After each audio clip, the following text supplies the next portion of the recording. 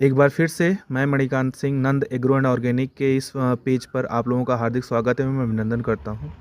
आशा है आप लोग स्वस्थ होंगे और आपकी फसल भी मस्त होंगे।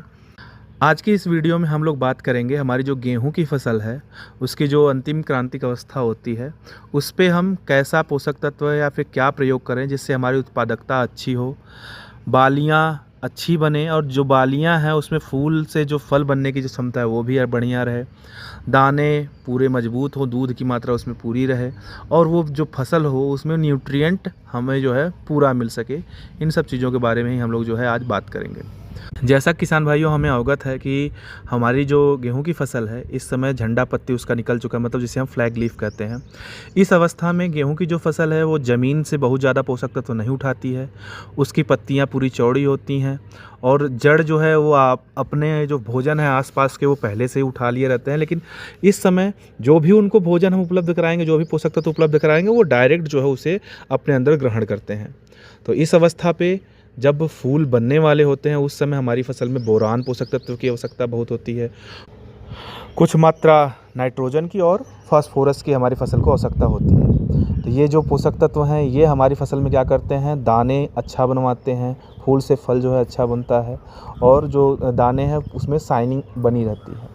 तो उसके लिए हमें ये जो पोषक तत्व हैं इनको उपलब्ध कराने के लिए हमें अपनी फसल में 05234 का स्प्रे करना चाहिए। 05234 का 1 किलो प्रति एकड़ के हिसाब से हमें स्प्रे करना चाहिए। उसके साथ साथ अपने जो गेहूं की फसल है उसमें हमें ये जो बोरान पोषक तत्व है जिसे हम 20% वाला बोरान कहते हैं, डाइसोडियम ऑक्टाबोरेट टेट्राहाइड्रेट रहता है जिसमें 20% बोरान रहता है, उसका हम 250 ग्राम प्रति एकड़ के हिसाब से प्रयोग कर सकते हैं।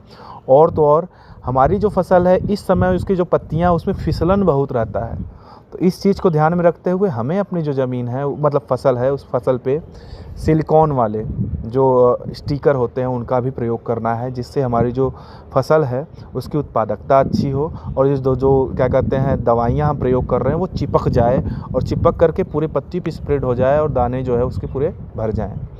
तो आशा है ये जो जानकारी मैंने आप लोगों को दी है आप लोगों को समझ में आई होगी और ऐसे ही आप लोग जुड़े रहिए, हमारे साथ बने रहिए। ऐसे ही निरंतर मैं आप लोगों को वीडियो बना करके देता रहूँगा। तब तक के लिए मुझे इजाज़त दीजिए, धन्यवाद। और अगर आप लोगों को ये वीडियो अच्छा लगता हो तो हमारे जो इस पेज को सराहना देने के लिए आप लाइक, शेयर और सब्सक्राइब कर सकते हैं। धन्यवाद।